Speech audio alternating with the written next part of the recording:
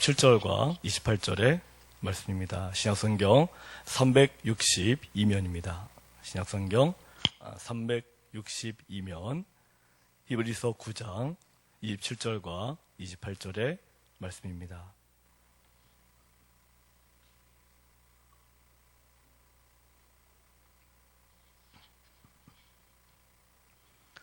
다 함께 한 목소리로 받들어 읽겠습니다. 한 번 죽는 것은 사람에게 정해진 것이요 그 후에는 심판이 있으리니 이와 같이 그리스도도 많은 사람의 죄를 담당하시려고 단번에 들이신 바 되셨고 구원에 이르게 하기 위하여 죄와 상관없이 자기를 바라는 자들에게 두 번째 나타나시리라. 아멘. 오늘 새벽에는 단번에 들이신 주님이라는 제목으로 말씀을 증거하도록 하겠습니다.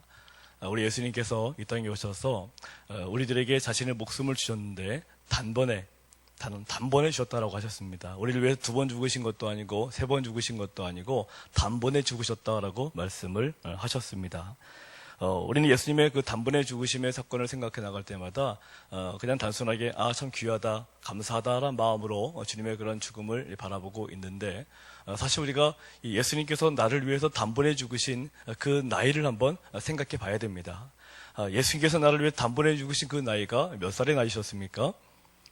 인생의 모든 걸 이룬 다음에 50세, 60세에 돌아가신 게 아니라 여기 계신 분들 보니까 다 30% 이상은 다 넘어가시는 것 같아요. 김선지 씨 아니라고 웃고 계시는데 예수님의 돌아가신 나이는 33살이십니다. 33살의 그 젊은 나이에 자신의 목숨을 모든 인류들의 죄를 위해서 죽으셨다는 거죠. 우리는 예수 그리스도의 죽음에만 포커스를 맞추고 나를 위해 죽으셨다에 포커스만 맞추고 있다 보니까 예수님의 나이를 별로 의식을 안 하는데 예수님의 죽으신 나이는 33살이었다는 것입니다.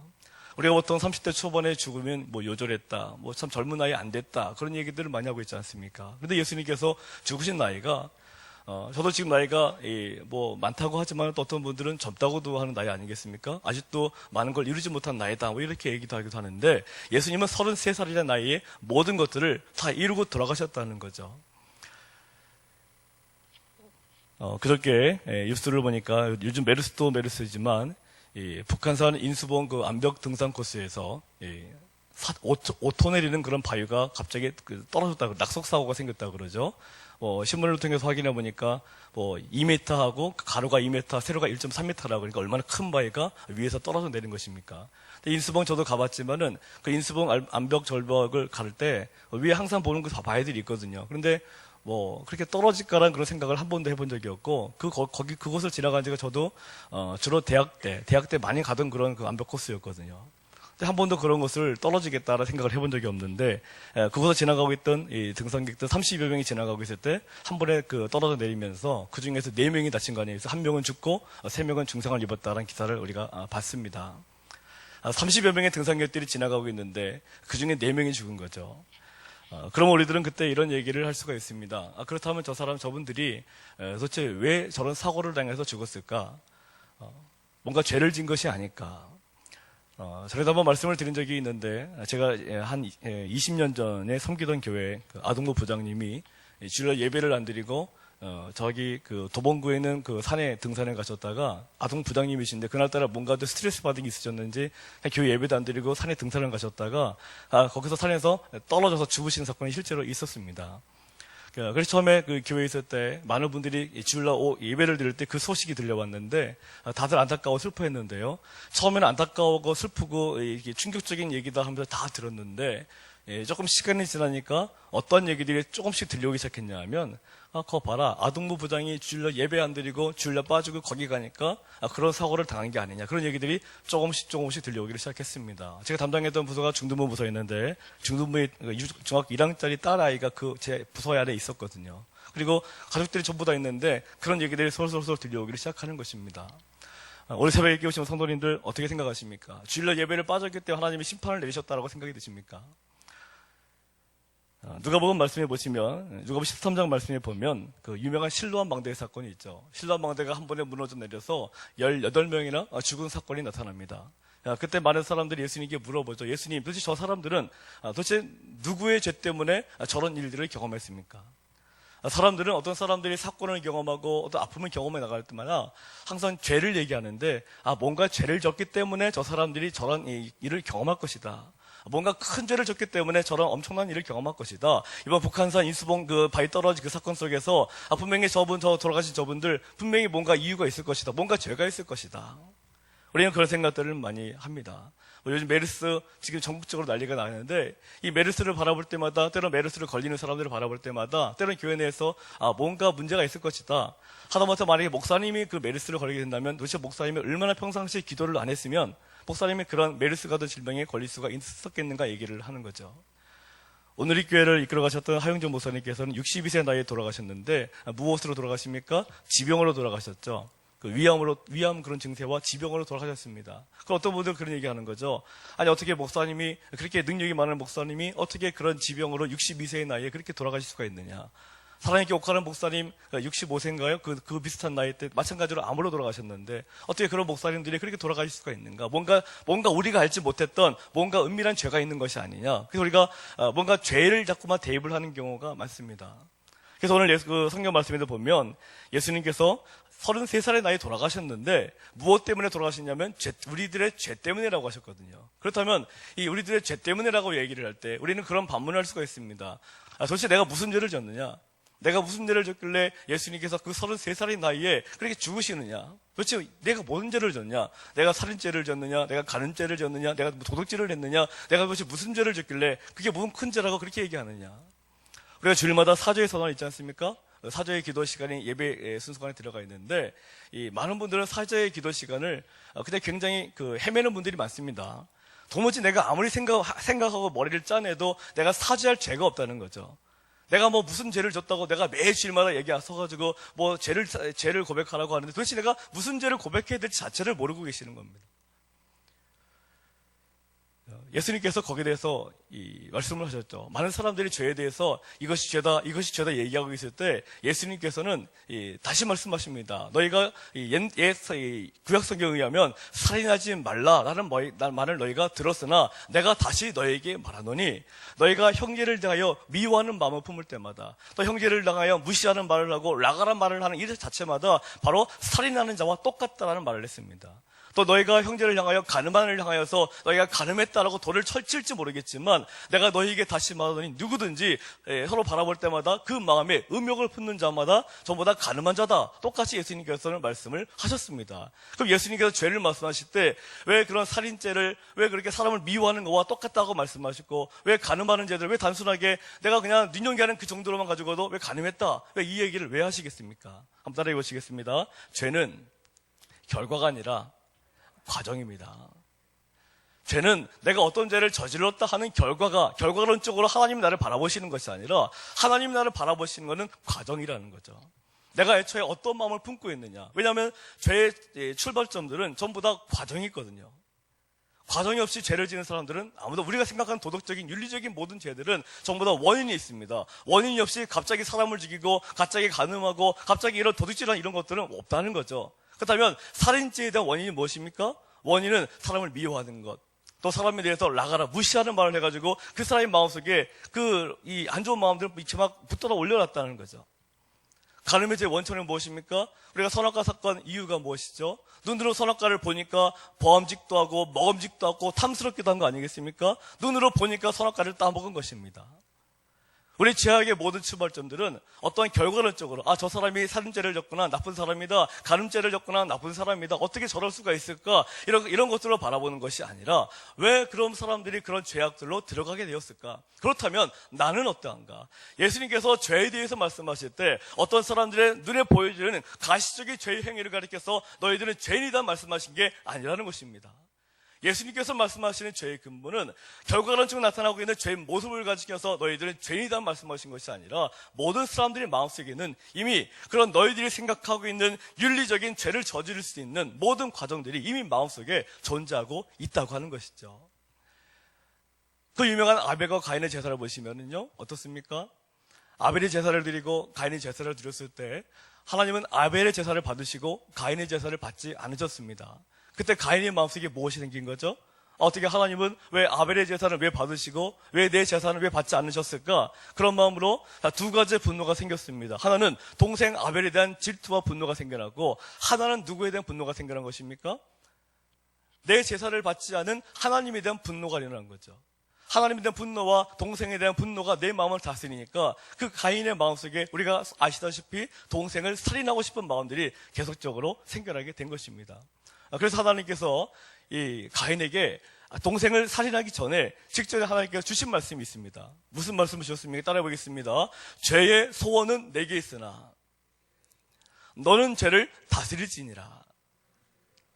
하나님께서 가인을 충분히 아신 거죠. 가인의 상태를 보니까 마음에 분노가 많습니다. 동생을 향한 질투심, 시기심, 또 하나님에 대한 그런 분노까지, 그런 것들 하나님이 지켜보고 계시지 않습니까? 그래서 하나님 말씀하시는 겁니다. 너희 마음속에 분노가 너를 다스리고 있다 보니까 지금 죄가 너를 노리고 있다. 다시 말하면 마귀 사탄이 너를 지금 노리고 있다. 자, 죄는 너를 소원이란 말은 영어로 디자이어라고 합니다. 이 디자이어, 여기 상식에 나와 있는 소원은 우리가 말하는 호프하고 거리가 먼 단어입니다. 그냥 무엇인가 장밋빛 환상을 바라보고 있는 그 소원을 얘기하는 것이 아니라, 이 죄의 소원, 죄가 노리는 것, 죄의 그런 디자이어, 죄가 갈망하는 것은 바로 나라는 거죠. 지금 이 순간 죄의 세력들은, 마귀의 세력은 나를 원하고 있는 것입니다. 나를 내가 잡아채서 나를 정말 죄가 원하는 나를 이끌어 가려고 나를 지금 노리고 있다는 것입니다. 그래서 하나님께서 가인에게 죄의 소원은, 죄의 디자이어는 너에게있지만 너는 그 죄를 뭐하라고 하셨습니까? 너는 그 죄를 다스리라라고 하신 것입니다. 죄는 너를 다스리길 원하지만 너는 그 죄에게 복종하지 말고 너는 죄를 다스리라라고 말씀하신 겁니다. 그런데 바로 그 다음 절에 어떤 모습이 나옵니까? 분명히 하나님께서는 너는 죄를 다스리라 말씀하셨지만 가인은 그 다음 구절에 바로 동생 아벨을 죽이는 기사가 나오고 있죠. 하나님께서 우리 인간들에게 말씀하실 때 죄의 결과를 통해서 그 사람을 판단하시는 것이 아니라 분명한 것은 죄의 동기입니다. 따라해 보실까요? 죄의 동기가 문제입니다. 이 땅에 많은 수많은 그런 윤리적인 모든 범죄를 바라볼 때마다 저 사람 나쁜 사람이다. 저 사람 참 사회적으로 매장시켜야 된다. 이런 것들로만 우리가 판단하는 것이 아니라 다른 사람들의 죄의 모습을 바라볼 때마다 그것을 나의 거울로 삼아야 된다는 것입니다. 나도 저럴 수 있겠구나. 나도 충분히 저럴 수 있겠구나. 나도 충분히 저 사람과 같이 살인도 할 수 있고 가늠도 할 수 있구나. 나도 충분히 잘못할 수 있구나. 그런데 내가 지금 이 순간 윤리적인 죄를 그나마 좀 덜 짓고 있는 것은 무엇 때문에? 주님의 은혜 때문에 내가 그나마 지금 통제가 되고 있는 것이구나. 이게 느끼면 되는 것이죠. 근데 우리들은 어떤 생각합니까? 그런 죄악들의 모습을 바라볼 때마다 무조건 사람을 매장시키려고 하는 거죠.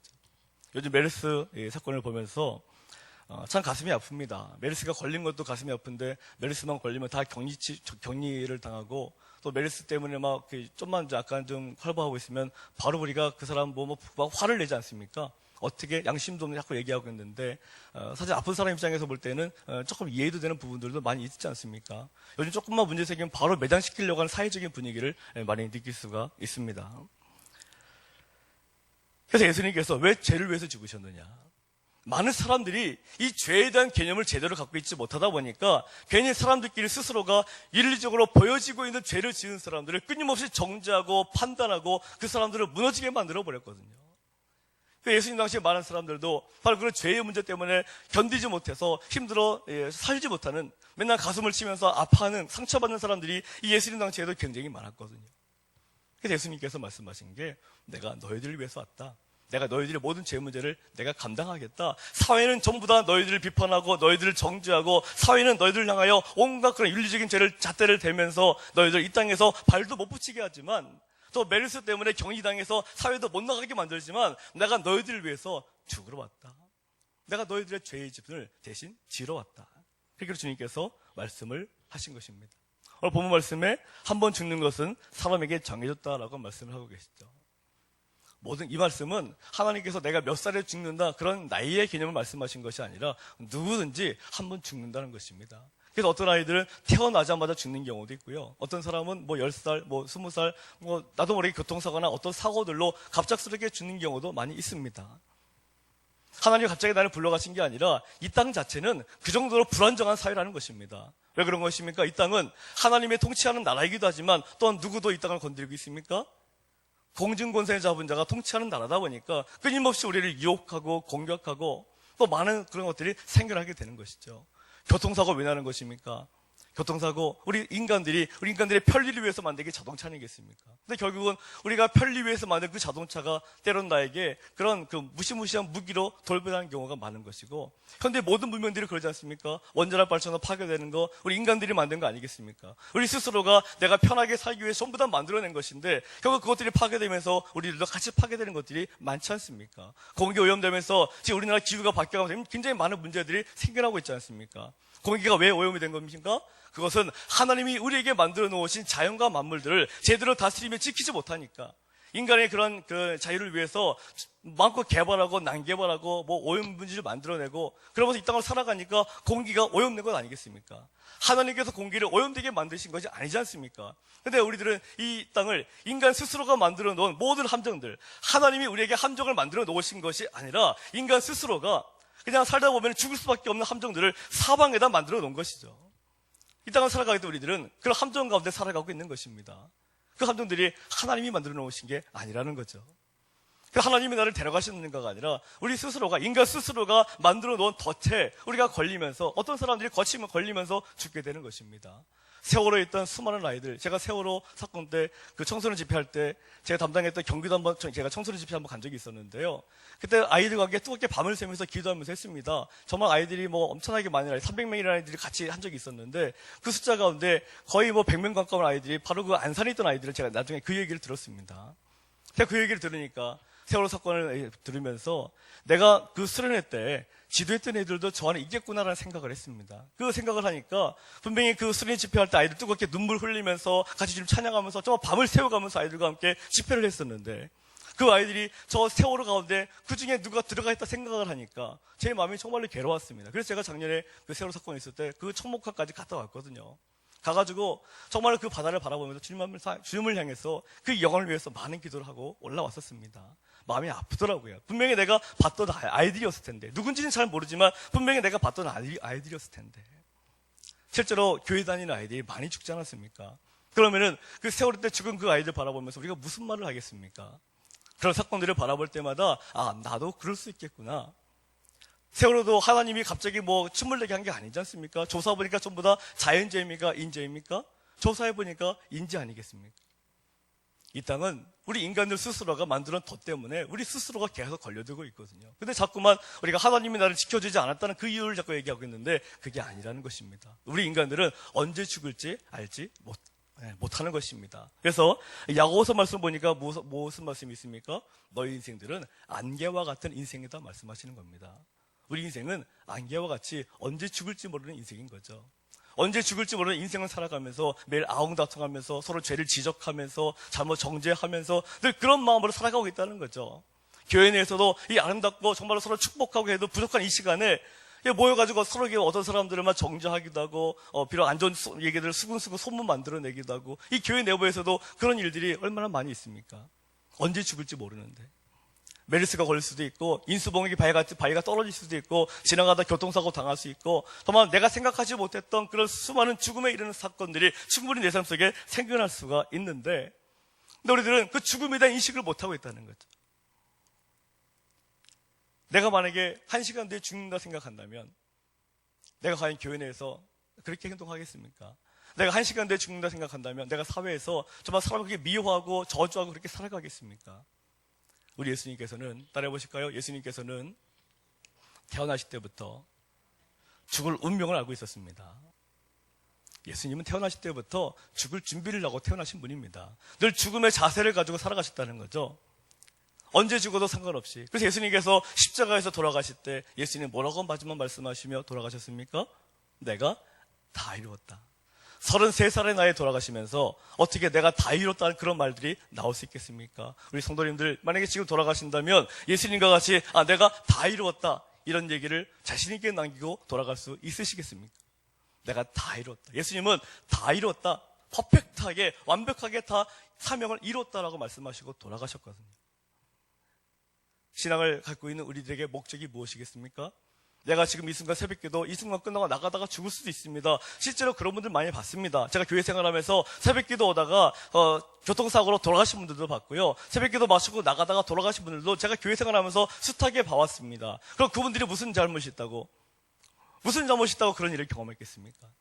우리는 항상 죽음에 대한 인식을 하면서 그래 내가 당장이라도 죽을 수 있기 때문에 내가 지금 이 순간 내가 어떤 마음을 가지고 있는가가 굉장히 중요하다는 거죠. 그래서 우리는 끊임없이 내 마음속에 회개가 필요하다는 것입니다. 끊임없이 회개하면서 주여 나를 용서해 주소서. 내가 당장 죽어도 내가 하나님 앞에 부끄러움 없을 정도의 그 회개가 날마다 이루어져야지만이 우리가 심판날에 섰을 때 오늘 보면 27절 말씀에 한 번 죽는 것은 사람에게 정해진 것이다. 우리가 언제 죽을지 모르는 그날이 반드시 정해져 있고 그 다음에는 무엇이 있으니까? 심판이 있으니까. 내가 갑자기 죽음을 맞이하게 됐을 때 그때 하나님께서 죽기 이전까지 모든 삶들을 평가하시겠다는 건데 근데 우리들은 지금도 어떤 생각 가지고 있습니까? 난 아직도 죽지 않는다라고 생각하고 있지 않습니까? 죽지 않는다 생각하니까 늘 내가 죽음만 잘 피해 다니면 되겠지 생각하면서 이 메르스 있으니까 나만 잘 피해 다니면 되겠지. 근데 지금 메르스 걸린 분들 보니까 어떻습니까? 잘 피해 다녀도 걸리는 분들이 나타나고 있지 않습니까? 내가 피해 다니는 것만이 능사가 되는 것이 아니라 그런 메르스와 같은 질병을 바라보면서 내가 지금 제대로 살고 있는가? 내가 정말 하나님 앞에서 제대로 살고 있는가를 다시 한번 생각해 봐야 될 것입니다. 내가 만약에 지금 당장 메르스를 걸려서 죽는다면 내가 과연 예수님처럼 내가 다 이루었다 이런 말을 자신 있게 남기고 내가 죽을 수 있겠는가?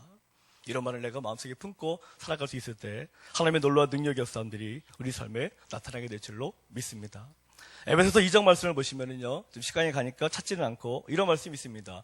너희가 허물과 죄로 죽었다 말씀이 있으면서 허물과 죄로 죽었던 우리의 상태를 말씀하고 계시는데요. 그 상태가 뭐냐면 허물과 죄로 죽었던 상태가 무엇이냐? 그것이 세상의 풍조를 따랐다는 것입니다. 세상의 풍조가 무엇입니까? 세상의 가치를 그대로 따라간다는 거죠. 세상에 추구하는 모든 문화적인 모든 방식들을 그대로 따라간다는 것입니다. 세상에 돈이 중요하면 나도 돈이 중요하다는 거죠. 그래서 우리 성도님들도 어떻습니까? 교회 와서 신앙생활을 하지만 내 마음속에 그런 세상 풍조로 가득 차 있지 않습니까? 돈이 많아야 되고 물질이 풍부해야 되고 내 자녀들이 잘 돼야 되고 우리는 항상 세상의 가치관, 세상이 말하고 있는 복, 세상이 말하고 있는 그 행복에 내 생활에 최대의 가치를 두고 기도하고 있지 않습니까? 그런데 그것이 바로 허물과 죄다라고 말씀하셨거든요. 따라해 보시겠습니다. 세상 풍조에 지배를 받는 것이 죄입니다. 세상 가치관에 지배를 받는 것이 죄라는 거죠. 그래서 내가 아이를 키울 때마다 나는 학원비가 없으니까 내가 아이를 못 키우는구나. 이렇게 돈이 없어서 아이를 못 키운다고 생각하는 그 자체가 죄라는 것입니다. 돈이 없지만 하나님이 함께 하시기 때문에 내 아이들 키울 수 있다. 이것이 바로 세상 풍조를 멸시하고 오직 주님 바라보는 그런 죄 없는 삶의 모습이 되는 거거든요. 근데 우리는 어떻습니까? 내가 돈이 없으니까 이거 못하겠다. 그래서 맨날 불평이 생기고 불만이 생기고 아쉬움이 생기고 때로는 자살도 하게 되고 그런 것이 아니겠습니까?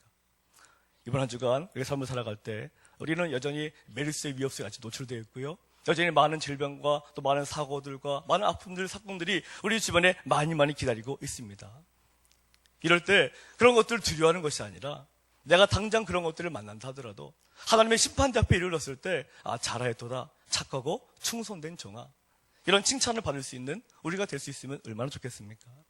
그런 마음으로 기도해 나가시고 그런 마음 쉽게 나가셔서 하나님 아버지 내가 남은 인생 언제까지 살지는 모르겠지만 하나님의 뜻에 맞는 그런 거룩한 삶을 살고 싶습니다. 나를 만들어 주십시오. 우리 예수님 십자가에서 그 피를 흘리시기 위해서 예수님 뭐 하신 줄 아십니까? 잡히시기 전에 겟세마네 동산에 올라가셔서 밤을 새면서 기도했다고 했습니다. 10분, 20분, 30분 기도가 끝나고 집에 돌아간 것이 아니라 밤을 새면서 땀방울이 핏방울로 바뀌기까지 예수님은 기도했다고 했습니다. 자신의 그 죽음의 사명을 감당하기 위해서 예수님은 처리하면서까지 정말 죽을 각오로 기도했다는 거죠. 근데 우리들의 기도의 모습은 정말로 죽을 각오로 기도하고 있습니까?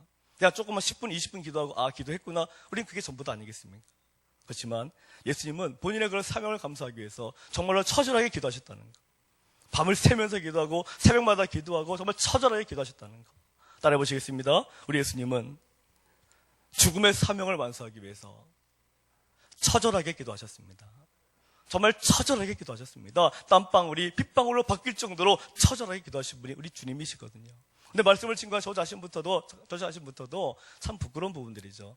좀 처절하게 기도해야 되는데 사실 솔직히 말씀드리면 그렇게 처절하게 기도하지 못합니다. 그래서 이 설교를 준비하면서 저도 많이 가슴을 쳤습니다. 내가 목사로 서 있지만 참 문제가 많다. 내가 지금 당장 죽는다면 참 부끄럽다 생각을 말씀을 준비하면서 했습니다.